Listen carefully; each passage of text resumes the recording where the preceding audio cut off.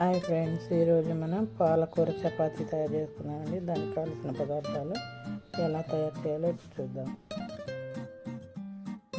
గోధుమ పిండి 1 కప్పు, 1 కట్ట పాలకూర, కొంచెం ఉప్పు, కొద్దిగా ఆయిల్, ఇవన్నీ మనకు కావాల్సినవండి.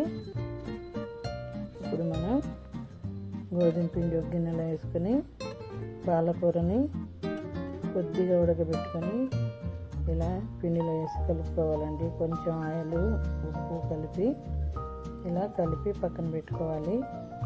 చూసారు కదా, ఇలా మెత్తగా ఉంటుంది, చాలు. ఈ పిండిని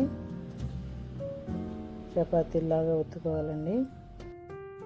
చపాతీలాగా ఒత్తుకొని పొయ్యి మీద పెనం పెట్టి 2 వైపులా ఎర్రగా కాల్చుకోవాలండి. 1 స్పూన్ నెయ్యి వేసుకొని ఎంతో రుచికరమైన పాలకూర చపాతీ రెడీ అండి.